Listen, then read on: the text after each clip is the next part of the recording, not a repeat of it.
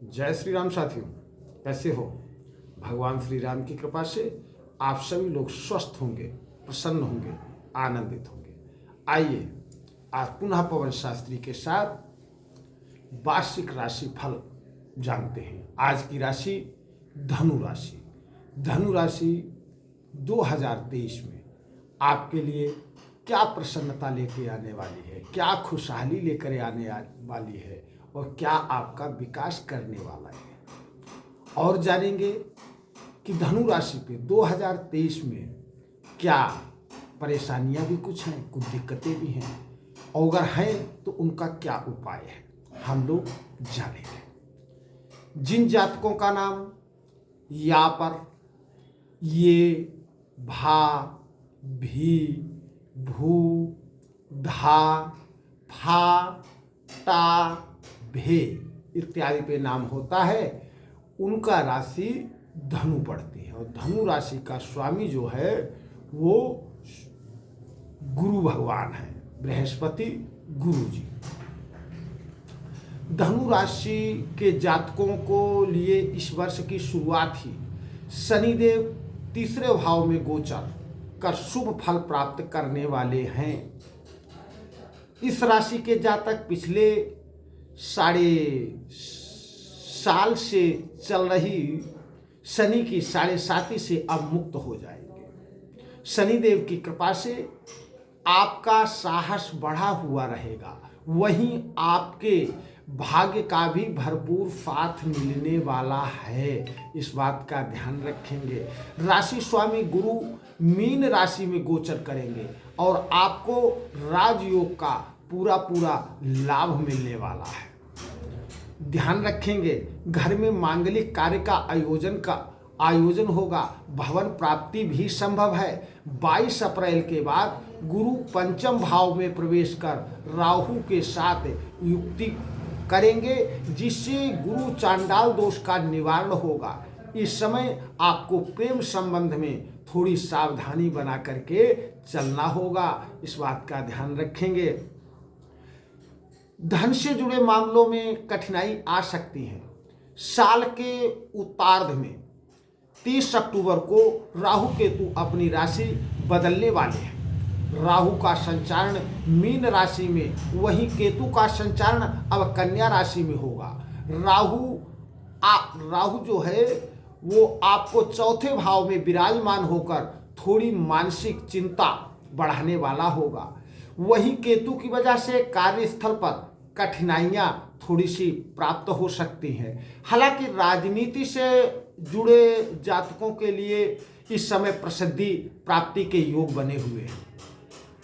बाकी ग्रह के गोचर समय समय पर आपके जीवन में बदलाव लाएंगे, जिनका विवरण मैं आगे आपको बताने वाला हूं। आइए हम लोग जानते हैं कि धनु राशि 2023 जनवरी और फरवरी महीना आपका कैसा जाने वाला है। जनवरी माह में लग्न पर विराजमान बुध और राहु की दृष्टि से आपको मित्रों से धोखा प्राप्त हो सकता है, इसलिए थोड़ा सावधान। इस समय आपको अपने मित्रों की हर बात पर यकीन नहीं करना है।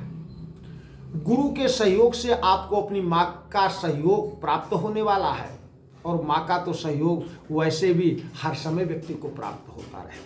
इस समय आपको उच्च पद की प्राप्ति हो सकती है। संभव है कि साल के शुरुआत में मंगल का गोचर विदेश से लाभ करवाने वाला होगा।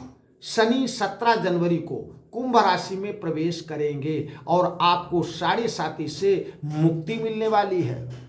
इस समय गुरु की दृष्टि अष्टम भाव पर होने के कारण आपको मंत्रों में रुचि होगी और आप साधना में अधिक समय बिताने वाले हैं। फरवरी माह में शनि की कृपा से आपको साहस और पराक्रम में वृद्धि होगी और तीसरे भाव में शनि बेहद शुभ फल देने वाले हैं।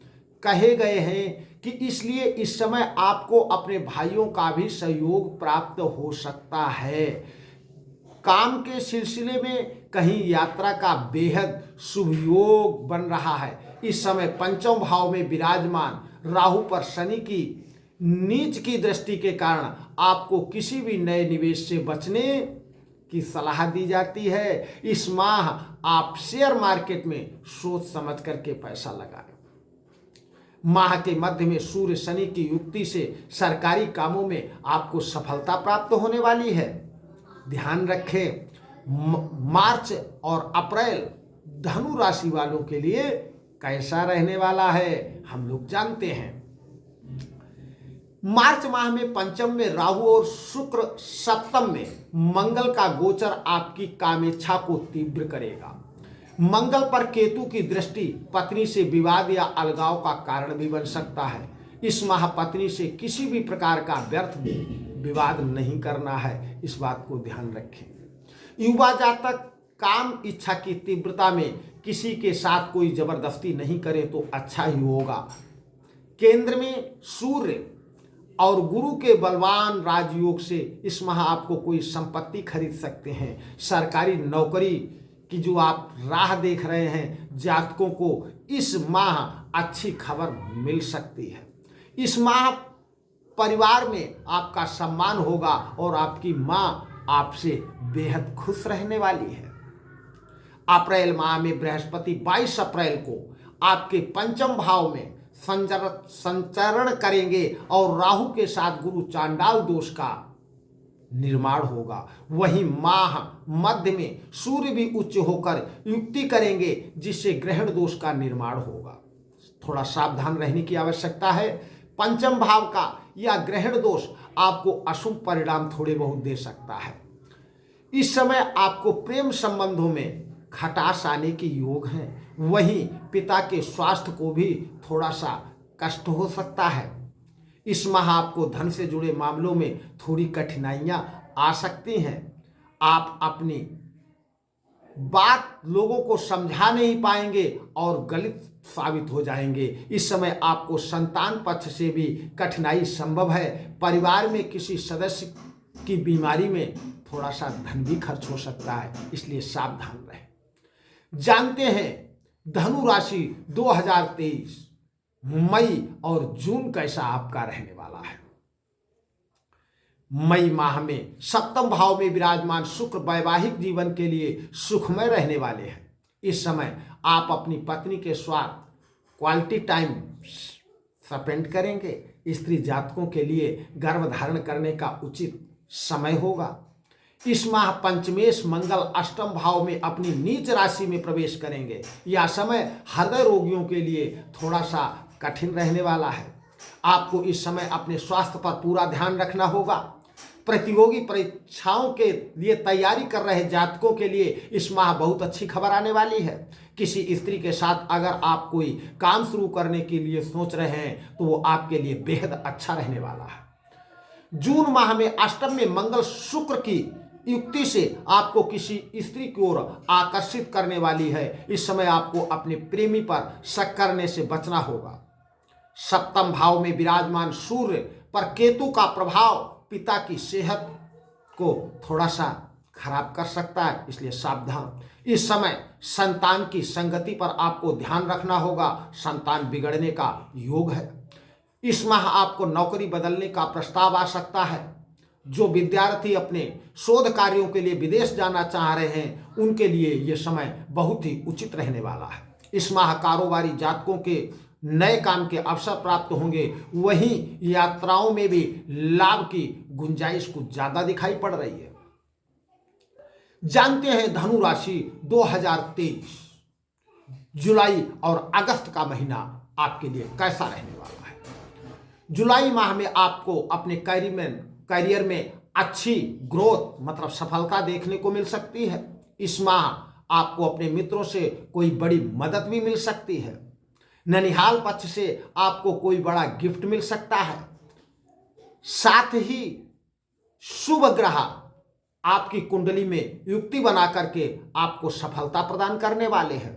इस माह आपको टीम को लीड करने का मौका भी मिल सकता है, जिससे आपको अच्छी सफलता प्राप्त होने के अच्छे योग बने हुए हैं।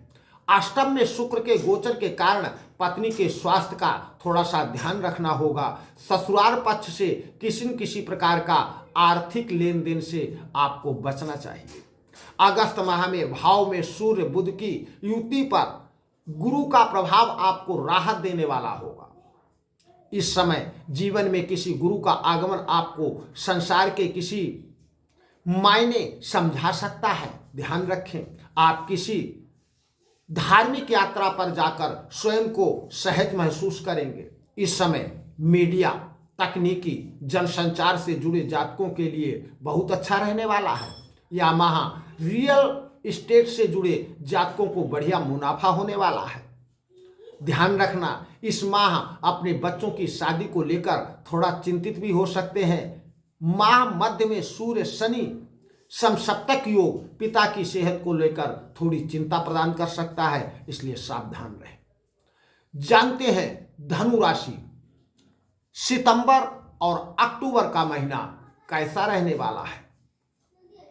सितंबर माह में आपको अपने कार्यस्थल पर बहुत अधिक मेहनत करनी होगी। हालांकि आपको इस मेहनत का परिणाम देखने को मिलेगा। इस माह की गई मेहनत आपको भविष्य में बेहद अच्छे परिणाम देने वाली है। दशम में सूर्य मंगल की युक्ति से सेना, मशीन जुड़े जातकों को लाभ देने वाली है। लग्न पर मंगल की दृष्टि से थोड़ी क्रोध पे अधिकता हो सकती है। कृपया अपने क्रोध पर नियंत्रण रखें। इस समय आपको अपने अहंकार और घमंड पर काबू रखना होगा। आपके अहंकार से आपके कार्य में बाधा आ सकती है। शुक्र के विपरीत राजयोग के कारण इस माह आपको कोई गुप्त मदद मिल सकती है। इस समय आपके शत्रु आपके खिलाफ साजिश करेंगे, लेकिन वो अपने आप ही खत्म हो जाएंगे। वो आपका कुछ नहीं बिगाड़ पाएंगे। ध्यान रखना, अक्टूबर माह में राहु और केतु महत्वपूर्ण संचारण जीवन में कई आयामों में अहम बदलाव लेकर के आने वाला है। इस माह राहु आपके चौथे भाव में, वहीं केतु का गोचर आपके दसवें भाव में होगा। राहु का यह गोचर पारिवारिक जीवन में कुछ तनाव ला सकता है। इस समय आप किसी पुराने भवन को खरीदने में रुचि दिखा सकते हैं। वहीं आपकी संपत्ति जो बिक नहीं रही थी उसका सौदा भी हो सकता है। यह माह राजनीति से जुड़े जातकों के लिए महत्वपूर्ण रहेगा, क्योंकि इस समय उनको नई जिम्मेदारी दी जा सकती है। केतु के कारण कार्यस्थल पर आपके खिलाफ साजिश हो सकती है, इसलिए दूसरे लोगों पर थोड़ा कम ही भरोसा करें, इससे बेहतर होगा। जानते हैं धनु राशि 2023 और नवंबर और दिसंबर आपके लिए कैसा रहने वाला है। नवंबर माह में विदेश जाने की राह देख रहे जातकों का इंतजार पूरा हो सकता है।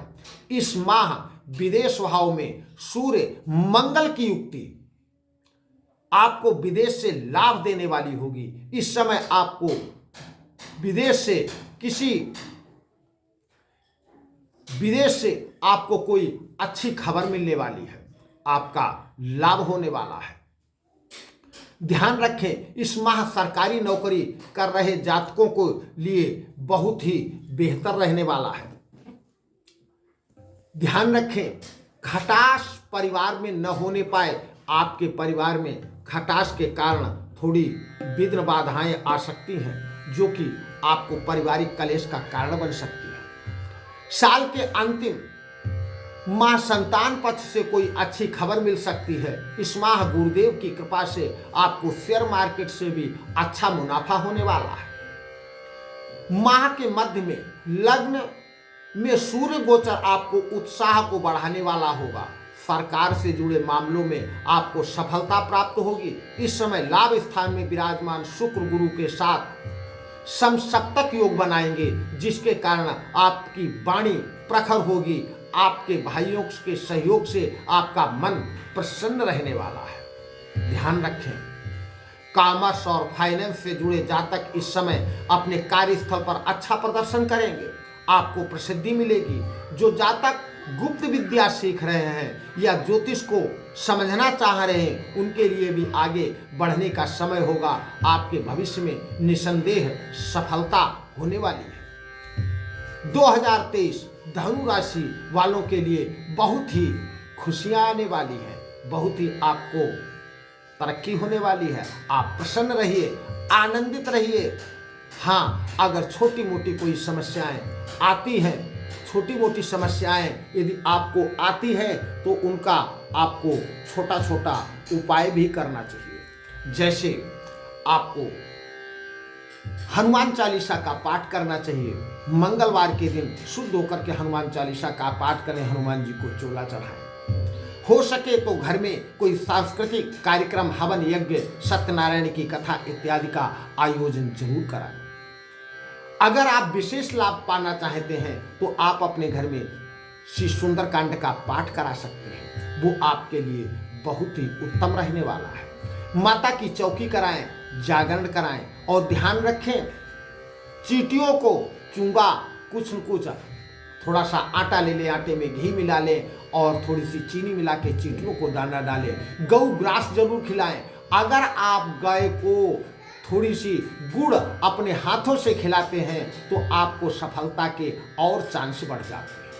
आप घर में कह करके घर का कोई व्यक्ति या आप अपने आप स्वयं गाय को रोटी यदि खिलाते हैं तो आपको बहुत ही लाभ होने वाला है। गाय के पीठ पर रोटी खिला करके हाथ फेरने से आपके भाग्य में अतिशय बढ़ोतरी होगी और आप तरक्की के कदम चूमेंगे। यदि आपको हमारी जानकारी अच्छी लगी हो तो अपना चैनल ज्योतिष और संगीत को सब्सक्राइब करें, लाइक करें, शेयर करें और घंटी पर अंगुली जरूर दाबें ताकि जब भी मैं नया वीडियो लोड करूं तो सबसे पहले आपके पास पहुंचे।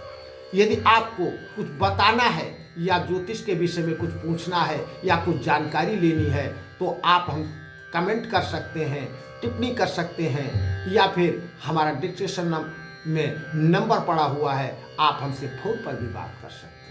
यहाँ निस्वार्थ भाव से ज्योतिष का कार्य किया जाता है। कोई ज्योतिष को बेचने के लिए व्यापार नहीं है। आप बिल्कुल निःशुल्क रहें, आपके पास से एक पैसा नहीं लिया जाएगा, आपको निःशुल्क सलाह दी जाएगी।